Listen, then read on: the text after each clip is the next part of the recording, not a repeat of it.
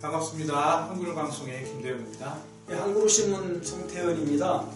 이번 시간에는 우리 개신대학원 대학교 신학학 교수로 계시는 배종열 박사님, 그분이 신면에 글을 쓰셨어요. 네. 그 제목이 이제 교회는 그리스도 몸이다라고 하는 글을 쓰셨는데, 그 글 내용을 좀 가지고 우리가 좀 토론을 잠깐 해보겠습니다.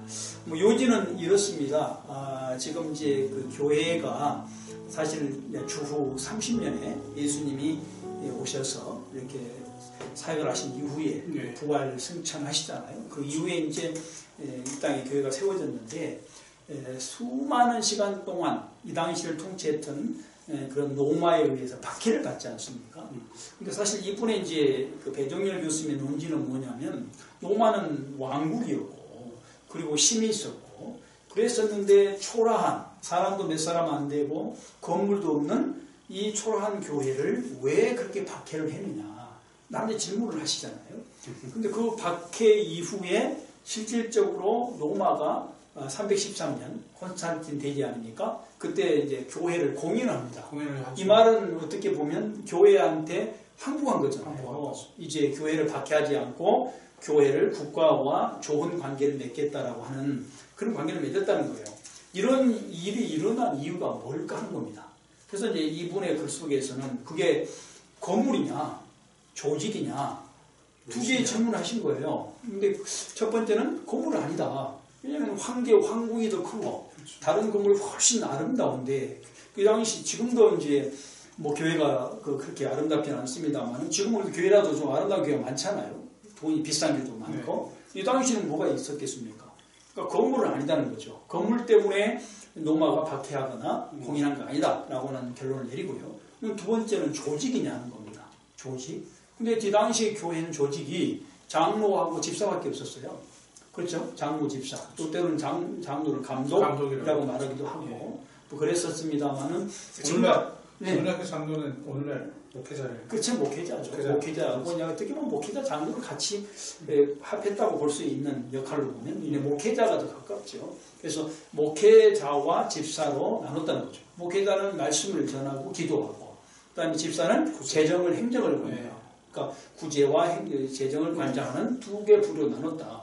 근데 국가는 조직이 엄청나게 많았잖아요. 그 당시 황제가 있고 뭐로 이게 굉장히 복잡했지 않습니까? 그러니까 그렇다면 조직으로 봐도 교회가 진다는 거예요. 국가가 훨씬 강하니까. 그러니까 조직을 가지고도 이 로마가 교회를 무서워한 것이 아니다는 것입니다. 그렇죠? 그러고 나서 이제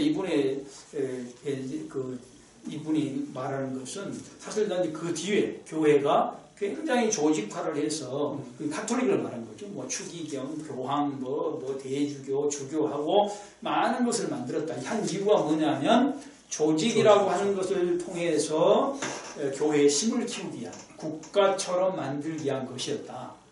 근데 그것은 잘못된 착시현상이다. 절대로 그런 조직을 가지고 직분을 이길 수 없다. 절대로 교회가 조직 때문에 그렇게 문제가 있는 것이 아니기 때문이다. 라는 그런 말을 한 것이죠. 그러면서 이분이 이제 말한 것은 어떤 거냐면, 교회는 그리스도의 몸이다. 그리스도 몸이라고 하는 것은 그리스도를 머리를 두고, 그 다음에 성도들이 모여서 힘을 가지고 나아가는 그러한 공동체이기 때문에, 다시 말하면 예배를 드리는 그것이기 때문에 그렇게 무서워한 것이다. 저는 이분은 그렇게 쓰지 않았지만, 예배라고 하는 것이 엄청난 힘이고, 그 다음에 예수님을 중심으로 모이는 것이 권력보다 세고 조직보다 세다. 그러기 때문에 이 로마가 그랬던 것이다. 그래서 교회가 힘을 가지고 나가기 위해서는 이게 그리스도의 몸의 역할, 조직을 강화시키려고 하지 말고, 소위 말하는 건물을 멋있게 하지 말고, 그렇게 하지 말고 그렇게 해야 된다라는 것으로 저에게 들립니다. 그래서 오늘 이제 토론할 것은, 우리가 저하고 이제 대표님은 사실 우리가 이제 개혁주 신학을 공부한 사람들이기 때문에 아마 이 부분의 어떤 논지에 대해서는 이론이 없을 것 같아요. 교회는 건물이 아니다, 또는 조직이 아니다 하는 것에 대해서는 다 동의할 것 같습니다. 그래서 오늘 한번 이 문제를 한번 토론해 보겠습니다. 첫 번째는 이제 우리가 다 동의할 것이기 때문에 토론하지 않겠고, 첫 번째 토론은 교회 건물에 대해서 한번 토론해 봤으면 좋겠습니다. 교회가 많은 건물을 짓고 있고 지금도 건물이 이렇게 올라가고 있는데, 대표님은 건물에 대해서 교회와 어떤 관계가 있는지, 건물은 필요 없는 건지, 필요하면 어디까지 필요한 건지 하는 그 부분도 생각을 한번 대표님 생각 해보시면 좋겠습니다.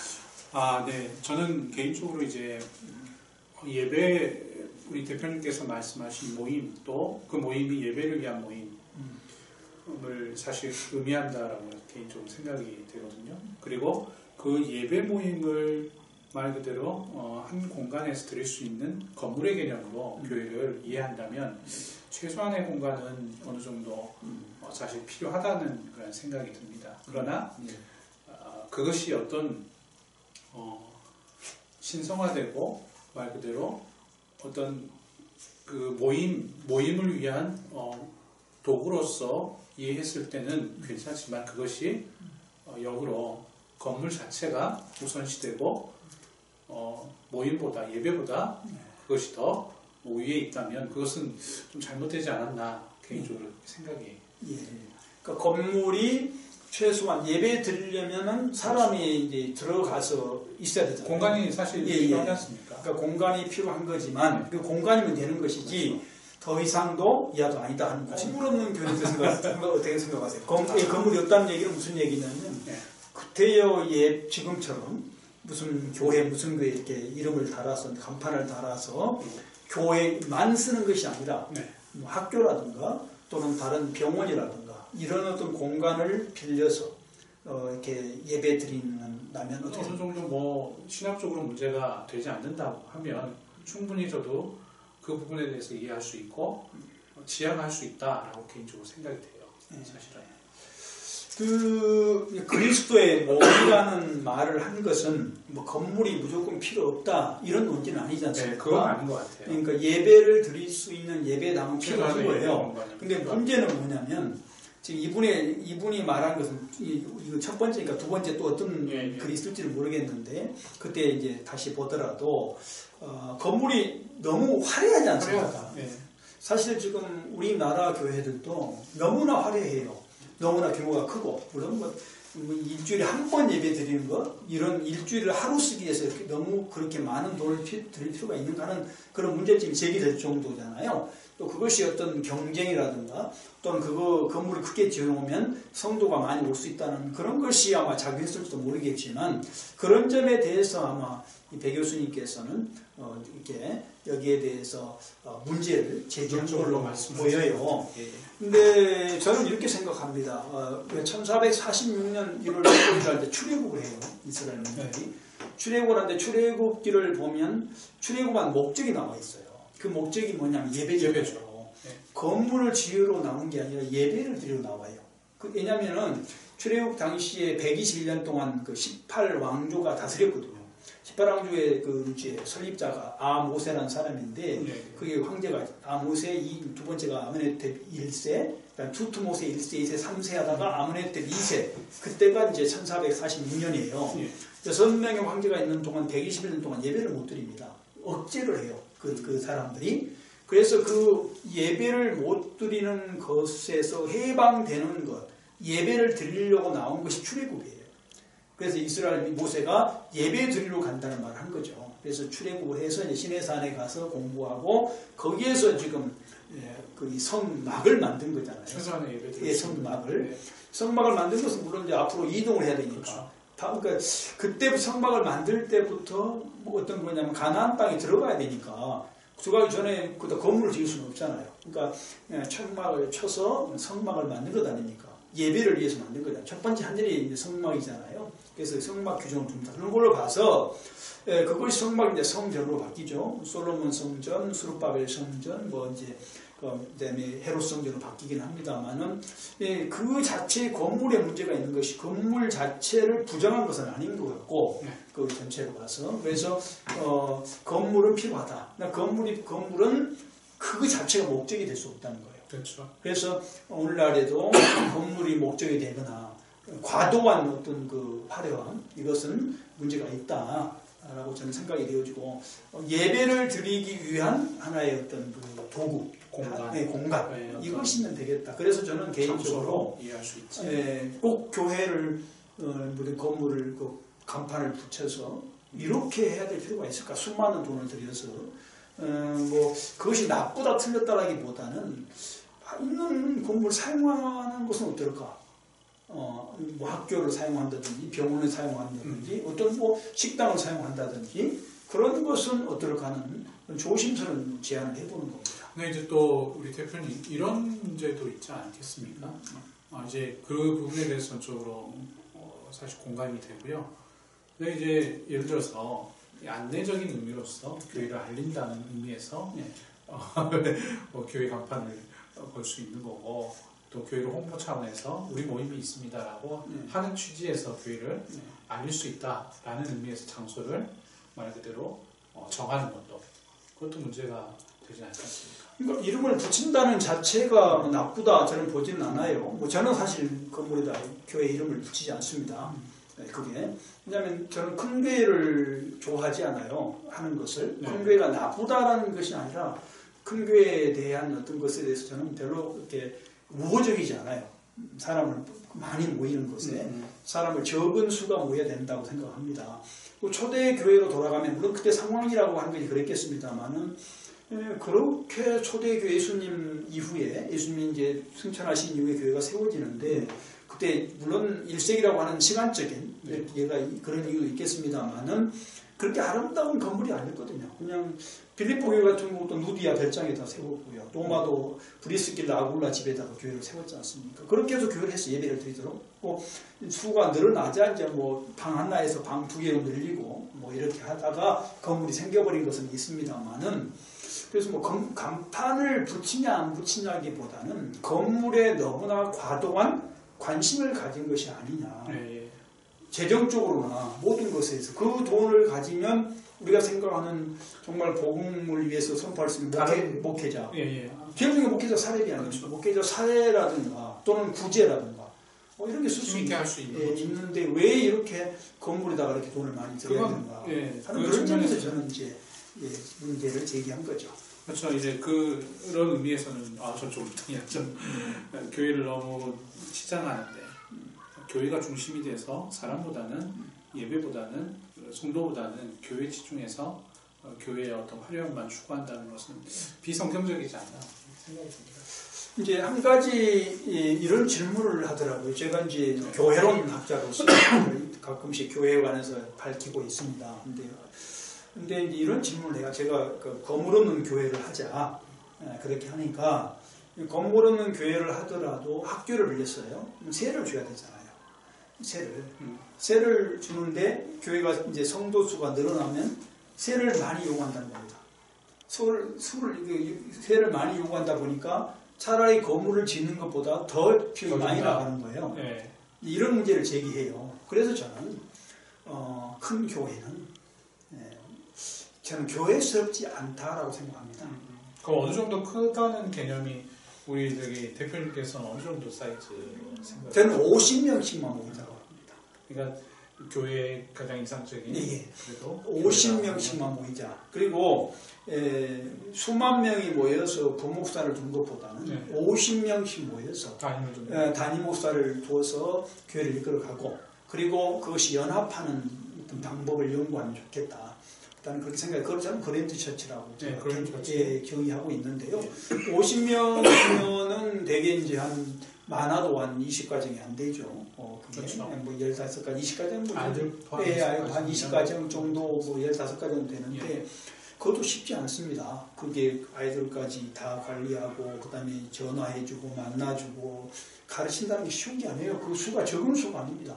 그리고 그 정도면 목회자들이 충분히 사례를 받고 생활의 안정을 가질 수 있는 숫자예요. 물론 어떤 경우에는 11조를 못하는 성도만 있고 어떤 교회는 뭐 교회 기업의 회장이 한 명 와버리면 많겠지만 그것도 같이 연합하면 재정을 통합한다면 같이 똑같이 나눌 똑같이 사례를 받을 수 있는 것이 아닌가 그래서 저는 한 50명이 좋겠다 생각을 하고 부교육자 제도를 없애고 거기에 그 교회를 할 때 50명이 할 때 앞으로 목회를 교회를 할 사람을 미리 와서 훈련의 개념으로 있다가 훈련되어지고 준비되어지면 바로 거기 교회를 개척할 수 있도록 하는 그런 시스템을 저는 생각하고요. 말 나온 김에 수가 적으면 세습제도 없어집니다. 그렇죠. 세습이 의미가 없잖아요. 비상금 없어집니다.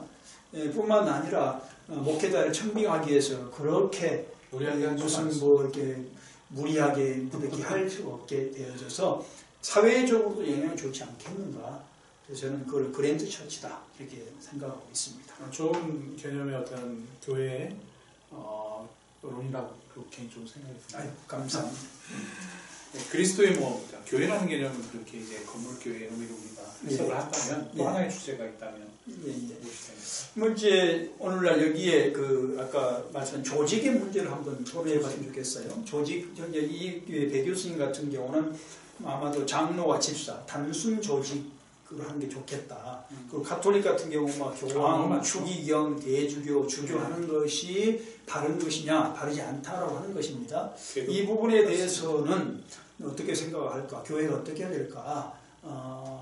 교회가 많은 이게 조직을 하는 것이 정말 좋은 것인지, 우리 개혁교회처럼 개혁이 단순하잖아요. 네. 목사, 장로, 권사, 집사 뭐 이 정도 우리는 그것밖에 없잖아요, 사실은.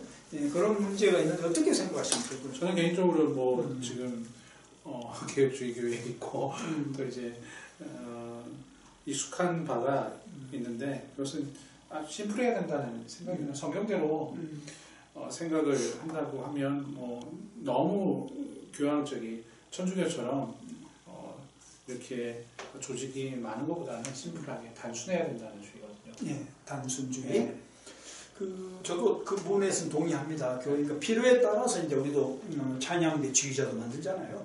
필요하면 찬양대 지휘자도 만들고 지금 교회마다 있잖아요. 반주자도 있고. 대표님, 근데 이제 이 권사라는 조직도 사실 이제 성경 속에서는 나타나지 않는 그런 직분 아닙니까? 이제 한국 교회에 맞게 권사라는 조직을 세웠고 전도사, 네, 전도사, 뭐 기타 등등 많은 조직들이 사실 생겨났거든요. 부목사가 마찬가지. 네, 그래서 아까 이제 뭐 대표님께서 말씀하셨듯이 부목사라는 개념도 사실 없는 그런 성경에 보여지지 않는 사실 그거거든요.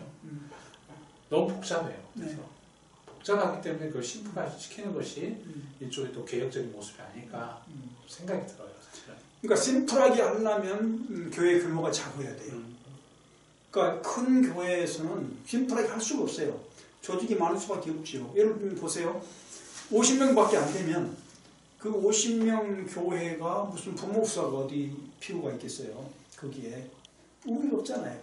그죠? 그리고 이제 지금 많이 하다 보니까 뭐 찬양대 뭐 막 복잡해지는데 그것도 다 교회가 단순해지면요 의미가 별로 없어요. 조직이 단순해집니다.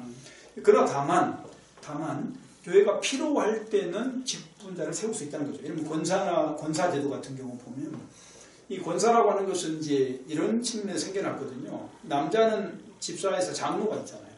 여자는 집사밖에 없는 거예요. 그러다 보니까 이게 좀 균형이 맞지 않다 그래서 생긴 것이 권사라는 제도니까 뭐 이런 것은 나쁘지 않다고 봐요. 저는 현재 그 교회 발전을 위해서라든가 여성들에게 그 어떤 평등의 개념이라고 할까요? 그런 것 때문에 저는 나쁘지 않다고 보고 그렇게 생겨날 수는 있지만 그 성경에 나타나지 않기 때문에 없다는 말이 아니라 조직이라고 하는 것은 일을 하기 위해서 이렇게 세운 것 아닙니까? 근데 문제는 저는 거기에 문제가 있다고 보는 게 아니라 권위주의에 있다고 문제가 있다고 봐요. 그러니까 가톨릭이 교황이다, 추기경이다, 대주교다라고 하는 게 있는 게 문제가 아니라 계급 구조예요. 계급죠. 계급 구조입니다. 이 권위주의거든요. 그래서 교황은 무엇을 나온 거 아닙니까? 우리 개신교는 원래 역할이잖아요. 자, 장로 역할, 집사 역할을 했어요. 아까 말씀드린 대로 장로는 말씀 전하고 기도하고 집사는 재정 관리하고 구제하고 이렇게 나눴잖아요. 근데 이게 어떻게 되냐면 어느 순간에 카톨릭하고 똑같이 되어버렸다고요. 수직 구조로 바뀌었어요. 담임 목사가 명령하면 부목사들은 무조건 해야 되는 거예요. 그렇잖아요. 그러니까 그런 구조로 가버린 거예요. 그게 저는 카톨릭화라고 보는 거죠. 그리고 그 보면 카톨릭화의 조직 체계가 기존에 이제 저기 제국의 어떤 로마 똑같죠. 조직 체계와 같은 거죠. 같은 거였죠. 예, 예. 결과로 좀 로마적인 예. 체계가 오늘날 이제 모든 온 거죠. 교회의 예. 조직으로 예.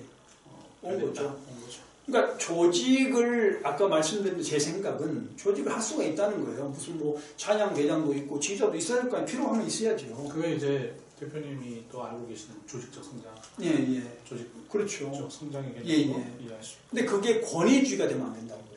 찬양대장은 찬양대를 이끌어가는 리더라는 거예요. 담임 목사가 리더가 지금 모든 걸 관장하는 그런 독재 체제가 아니고 담임 목사는 대표예요. 교회를 대표해. 어디가 대외적인 대표 나가서 대표지 이 사람이 마음대로 무슨 좌지우지할 수가 있다는 게 아니다는 거죠. 근데 이제 대표님 제가 참 궁금한 그 부분에 대해서는 굉장히 공감을 하는데 이제 어떤 현상들이 일어나냐면요. 방금 좋은 예로 찬양대 어떤 저기 지휘자는 찬양대를 이끄는 리더, 예. 담임 목사가 있고 그 목회자의 어떤 목회 철학 하에 교회를 목회 방향을 정해서 진행할 때에 예. 자, 독립된 다 리더의 개념으로 우리가 인정을 하고 존중을 하지 않습니까? 근데 이런 경우가 있어요. 독단적으로 안 따라오는 경우가 있거든요. 그런 경우에 대해서 사실 많이 발생을 해요. 예를 들어서 오늘날 우리 한국교회는 부목사 개념도 있겠지만 담임 목회자가 A라는 비전이 있어요. 그리고 이 교회에 이 비전이 마음에 들고 이 비전을 따라서 같이 목회를 합니다. 근데 이제 그 비전이 마음에 들지 않고 해서 사실 반기를 드는 경우가 있거든요. 굉장히 그런 일들이 사실 많아요. 그러니까 공동체라는 개념을 알아야죠. 네. 협의가 필요하다는 거죠. 그러니까 반기를 드는 것은 옳지 않죠. 한 공동체 속에서 나하고 다르면 그럼요. 그거를 협의를 해야죠. 이게 공동체예요. 그래서 리더가 필요한 거예요. 그러니까 담임 목사가 리더잖아요. 담임 목사 마음대로 해라. 담임 목사가 틀렸거나 옳거나 마음대로 한다 이 말이 아니고 담임 목사는 모든 걸 조정하는 권한이 있는 게 대표예요. 집에 가장이 마음대로 막 엄마 아내고 아들이고 딸이고 막 함부로 하는 게 아니지 않습니까? 서로 다 다룰 수밖에 없어요. 모아서 회의하고 할 때 리더가 되는 거예요. 무슨 기준이 있어야 할 거 아니에요. 뭐 결정할 때에. 그래서 그런 리더가 담임 목사가 되는 거고, 그리고 교회에 철학이 다 있잖아요. 철학도 담임 목사가 마음대로 정한 게 아니잖아요. 어떤 정책 회의를 통해서 우리 교회는 이렇게 나간다고 같이 정하는 거잖아요. 근데 생각이 달라요. 이거를 조절을 해야죠. 거기도 반기를 들고 자기 마음대로 하는 것은 교회가 아니죠. 그게 교회로서의 자세도 아니고.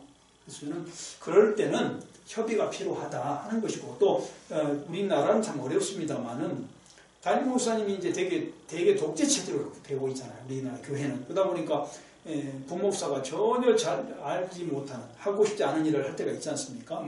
그런 조직적인 문제가 있어요. 구조적인 문제가 있어요. 그거를 이제 우리 담임 목사님들이 그거를 깨야 되는 것이고, 그래서 같이 하는 거다. 근데 이런 것도 있어요, 대표님. 반대가 있을 수도 있습니다. 말 그대로 담임 목회자는 굉장히 상식적이면서도 굉장히 말 그대로 이성적이고 신앙적으로 굉장히 공평하게 이렇게 중재하고 결정을 하고자 하는데 그렇지 않은 그렇죠. 이게 목회자들도 있거든요. 그런 있을 수 있겠죠. 그러니까 참 이게 어려운 일이죠. 그럼요. 사람이 만나는 곳에 어려움이 있죠. 그러나 하여튼 교회는 공동체다는 것이고 하나의 의견을 다 다를 수 있어요. 다양할 수 있어요. 다양할 수 있지만 그걸 하나로 묶어서 나가는 것이 리더이고 지도자이고 그것이 이제 사람을 세우는 거다. 그렇죠. 그렇게 하는 거지 어떻게 다 똑같을 수가 있겠어요. 그리고 어떻게 그거를 갖다가 무조건 따라갈 수 있겠습니까? 그러니까 그런 점에서 그리스도의 몸이라는 것이 드러난 것이고 최고의 리더는 그리스도죠. 다시 성경이라는 거예요. 성경을 통해서 하는데 성경 해석도 다르잖아요. 본문이 우리 지식과 지혜에 따라 다르지 않습니까? 그걸 하나로 만들어 가는 것이 교회의 사역이라는 거죠. 그러니까 그런 의미에서 조직도 우리가 이해할 수 있다. 네, 그렇죠. 권위를 갖기보다는 그런 의미에서 협력하고 말 그대로 합의하에 합의를 이끌어나는 그런 과정을 통해서 교회는 세워져야 된다. 그러니까 권위주의가 있어서는 안 되죠. 권위주의가 있어서는 안 되고 그 부분에 대해서는 전문가니까 그 전문가가 할 수 있도록 조직 구조가 바뀌어야 된다는 거예요. 그러지 않고 부속되면 누구에게 부속이 되면 그 사람이 가지고 있는 생각만 모든 그 생각만 실현되는 거잖아요. 그게 아니고 다 달란트가 다르니까 달란트 전문가인 달란트를 가진 자가 일할 수 있도록 협력해주고 이끌어줘야 된다는 개념인 것이죠. 그 이제 개념이 우리 대표님이 예, 그게 교회입니다. 저는 그래서 저는 지금도 어떻게 하냐면 교육부서에 어떤 상을 주잖아요. 단임 목사 이름은 안 줍니다. 왜 내 이름 쓰지 마라. 교육 담당한 목사가 있어요. 교육 담당 목사 이름 주라. 그 담당 거기 전문 아닙니다. 그러니까 이게 제가 가끔씩 대표님 보면 앞서가요. 앞서가시는데 그런 사실 그런 마인드를 가지고 있다는 거 굉장히 어렵거든요, 사실. 아니 그렇게 해야 되는 거 아닌가요? 근데 그게 어려워요. 그게 어렵다고요. 그래서 저는 그리스도의 몸이라는 것이 그런 것이다라고 생각을 합니다. 예. 오늘 뭐 이런 측면에서 저희가 그런 교회를 한번 꿈꿔보고요. 예. 또 그런 개념에서 정말 아름다운 교회가 세워지고 또 교회 조직들이 세워지고 사람들이 세워지는 그 은혜가 또 주어졌으면 좋겠습니다. 또 그렇게 되기를 바랍니다. 네, 감사합니다. 네, 감사합니다.